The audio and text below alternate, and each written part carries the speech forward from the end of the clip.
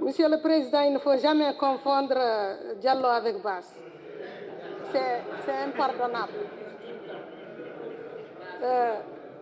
Merci, Monsieur le Président. Monsieur le Président, vous nous avez remis une copie du règlement intérieur ou un aspect du règlement intérieur qui concerne les sanctions ou les disciplinaires au niveau de la Chambre.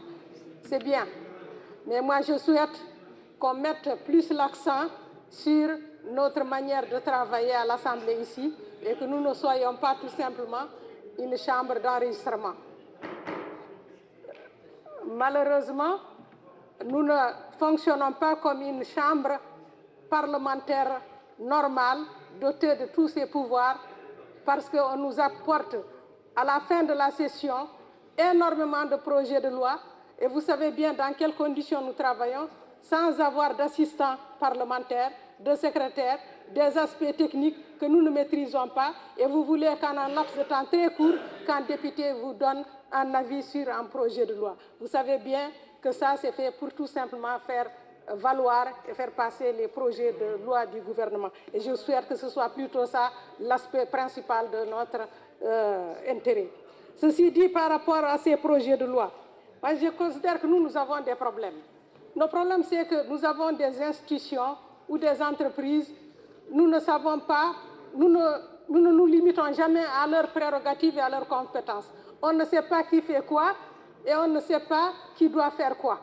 Et cela est très clair depuis un certain temps, en tout cas depuis ces 10 dernières années. Nous voyons la SNIM par exemple. On la détourne, on lui confie la mission d'une banque. Elle doit prêter de l'argent en privé pour qu'il construise un aéroport. On doit prêter son argent pour qu'il y ait un avion pour Mauritania Airlines, etc. Ça, ce n'est pas la mission de la SNIM. La SNIM, l'État, c'est à lui de construire un hôpital ou quelconque autre immeuble. La SNIM, ce qu'elle doit vous verser, ce sont ses dividendes. Et vous appliquez la même chose sur l'ENER, sur la TTM et sur toutes les entreprises. L'ENER, c'était pour l'entretien routier. Et à un moment donné, vous avez décidé que l'ENER doit se mettre à construire des goudrons ici à Nouakchott. Ça, c'est vers les années 2010. Sans changer de statut de l'entreprise. Et avec donc ce comportement, l'ENER est allé en faillite. Maintenant, vous avez décidé que l'ENER va fusionner avec la TTM. Ce n'est pas une fusion, c'est une liquidation de la TTM, de l'ENER. Il s'agit d'une liquidation, c'est ça la réalité. Le résultat, c'est plus de 140 travailleurs licenciés et qui, jusqu'à aujourd'hui, n'ont pas perçu leurs droits. Ceux qui sont même intégrés à la TTM ont vu leurs revenus diminuer pratiquement de moitié. Ce n'est pas une fusion, ça. C'est une liquidation pure et simple, appelons les choses par leur nom. Maintenant, bien sûr, c'est le travail d'entretien des routes qui en pâtit. Voyez aujourd'hui, vous vous glorifiez toujours des goudrons que vous avez construits. Vous voyez alors l'état des goudrons aujourd'hui, les axes principaux de la route de l'Espoir, la route Nouakchott-Rosso. Vous voyez, tout le monde se plaint aujourd'hui de l'état de ces routes. Et donc, vous nous ramenez à une situation où la mission de l'ENER n'est plus accomplie. Bien sûr, le 28 novembre, à son approche, il y a eu, comme le président devait aller à Néma, on s'est précipité pour envoyer une mission pour qu'il y ait des travaux de réfection. Mais on ne se soucie pas des populations et de leur sécurité.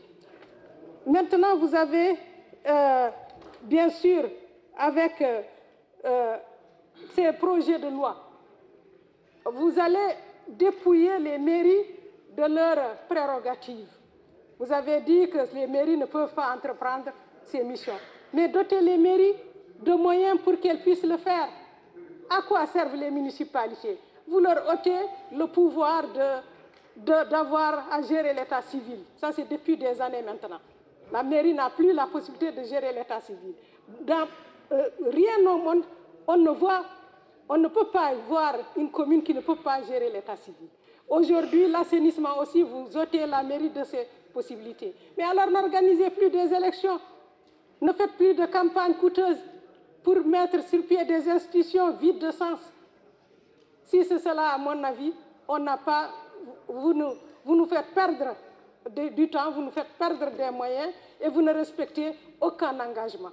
Alors aujourd'hui, cet accord que vous allez ficeler avec la TTM, qui nous dit que ça va être respecté?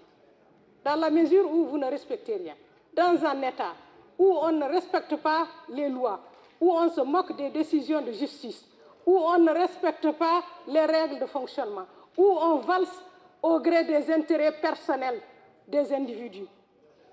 Ça, on ne peut pas appeler ça un État, Madame la Ministre.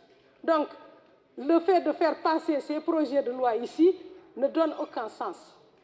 Ne fait tout simplement que vous donnez à un moment donné la déviation que vous avez voulu entreprendre, vous la mettez, et à un autre moment aussi, vous allez changer de cap. Et cela, en tout cas, ne sert pas la Mauritanie, et je vous remercie.